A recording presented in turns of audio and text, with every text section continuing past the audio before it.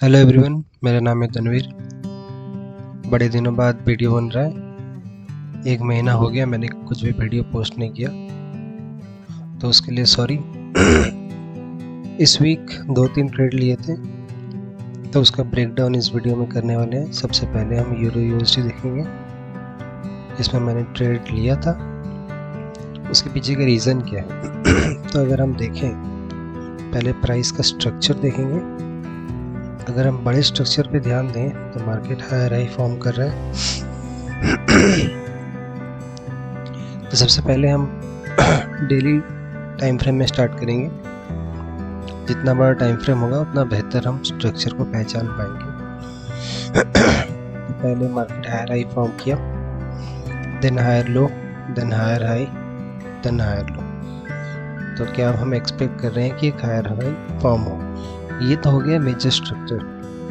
अगर हम minor structure देखें तो प्राइस ने यहाँ पे हायर हाई फॉर्म किया, हायर लो, ये एक इंटरनल स्ट्रक्चर।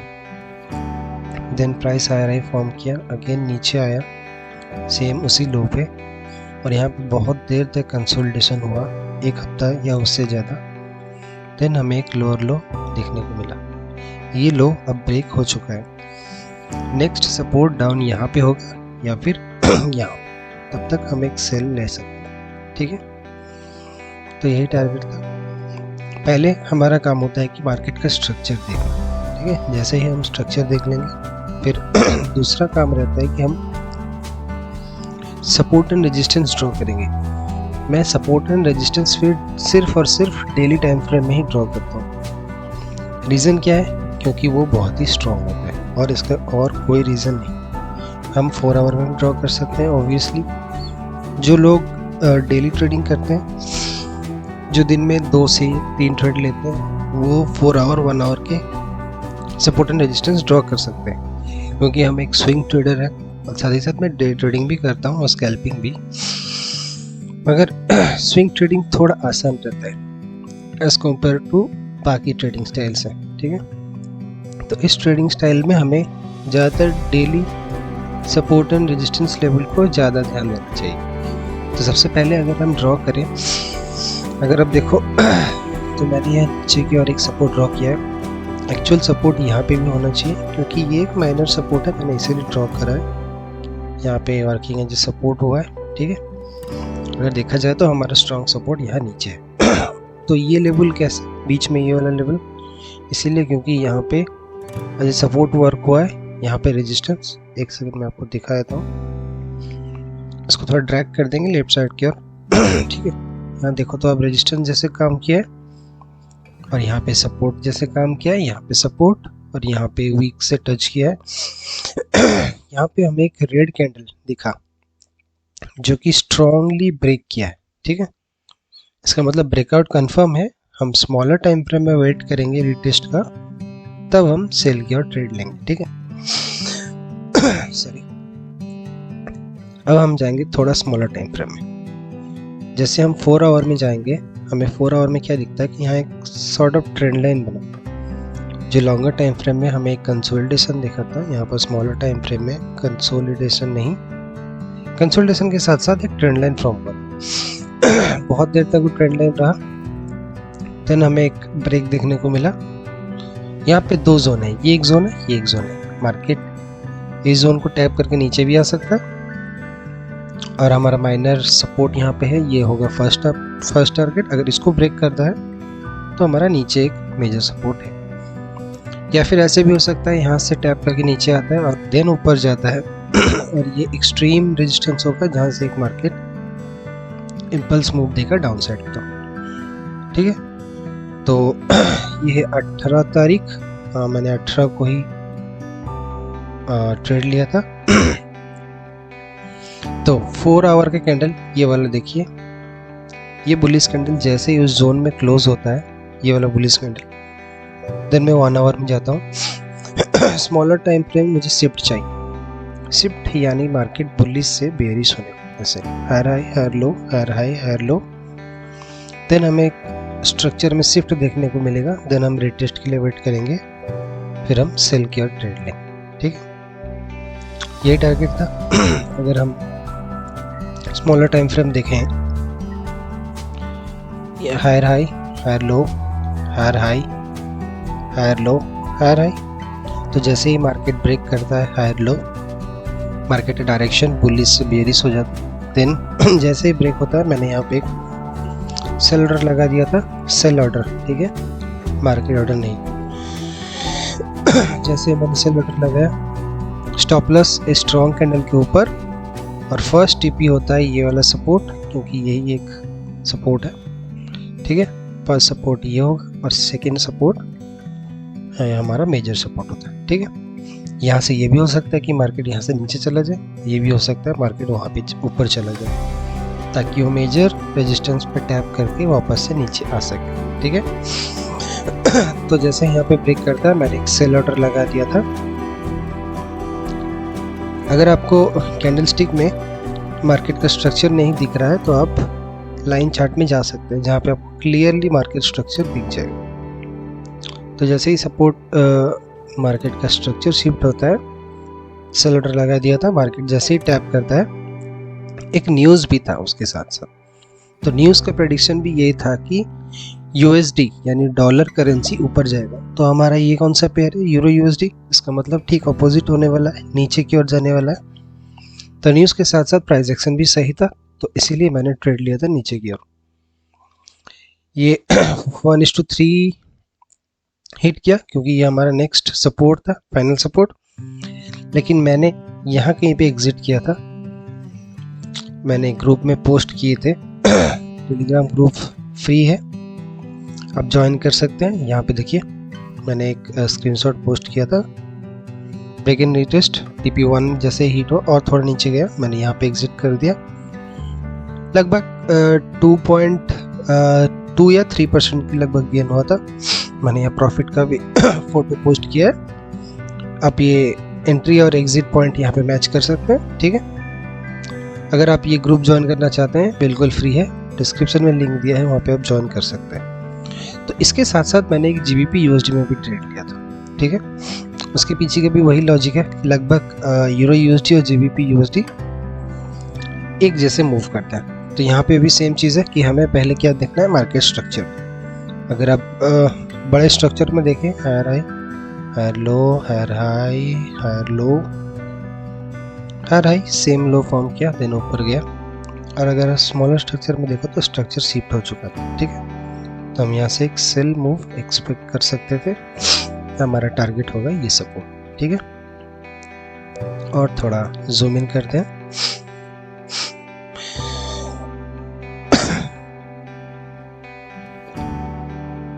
ठीक है। वक्त है हमारे पास 2 मिनट, 4 आवर में जाते हैं। तो डेली में हमने देख लिया कि मार्केट बेयरिश हो चुका था, नेक्स्ट सपोर्ट होने वाला ये। यहाँ भी some sort of trend line form हुआ था, सपोर्ट सपोर्ट सपोर्ट सपोर्ट, जैसे ही ब्रेक किया, रिटेस्ट पे हमें ट्रेड लेना था, ठीक है। तो एक्चुअल जोन ये नहीं, तो यहाँ पे अगर टच करके मार्केट नीचे जाता है तो छोटा सा मूव देगा। यहाँ पे देखिए ये रेड कैंडल यहाँ से टच किया है, तो मैंने यहाँ पे एक सेल के लिए अपॉर्चुनिटी ढूंढा। ये वाला देखिए रेड कैंडल, जो कि इस मेजर जोन को टैप करके नीचे आया था। 1 आवर में जाता है, ठीक है। 1 आवर में जैसे ही जाएंगे, सेम रूल यहाँ भी अप्लाई होगा, shift of structure, higher high, higher low, higher high, higher low, higher high, higher low, higher high, ठीक है। यहाँ तक तो सब सही था।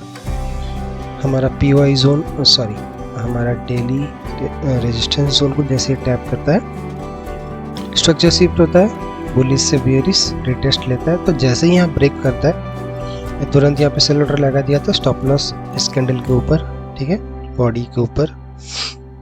बीइंग द फर्स्ट टारगेट होगा ये सपोर्ट, ठीक है। फर्स्ट टारगेट ये सपोर्ट, और हमारा नेक्स्ट टारगेट होगा ये सपोर्ट, ठीक है। तो मैंने सेल ऑर्डर लगा दिया था। जैसे ही मार्केट टैप करता है, थोड़ा नेगेटिव में जाता है, यहाँ पे एक 4 आवर का रेजिस्टेंस से टैप करता है, नीचे आता है। तो जैसे ही 1.5% गेन हो जाता है, मैं स्टॉप लॉस को ब्रेक इवन में ला देता हूँ, ठीक है। जैसे ही हमारा ट्रेड 1.5% गेन हो जाता है, तो मैं हमारे स्टॉप लॉस को ब्रेक इवन में ला देता हूँ, ताकि ट्रेड हमारा रिस्क फ्री हो जाए, ठीक है। जैसे ही मार्केट 1.5x में जाता है स्टॉप लॉस और ब्रेक इवन हो जाता है, ठीक है, वापस से ये जाकर ब्रेक इवन टच कर देता है। इसका मतलब प्राइस अभी भी ऊपर जाने वाला है। अगर इसको नीचे जाना था तो ये यहाँ से नीचे आता। क्यों? क्योंकि ये हमारा प्रीवियस लोअर लो था, ठीक है, जो सपोर्ट बिकम रेजिस्टेंस फॉर्म होकर नीचे आने वाला था, मगर प्राइस ने उसको ब्रेक कर दिया, ठीक है। दोबारा मौका मिलेगा, ठीक है। ये वाला ब्रेक इवन में क्लोज हुआ जब ये 1.5% के आसपास था, तब मेरा प्रॉफिट कुछ चल रहा था लगभग 800 to 900 bucks, ठीक है। दोबारा से प्राइस जैसे जोन के और बीचों बीच जाता है, ठीक है, ये वाला मिस हो गया। रीज़न क्या था?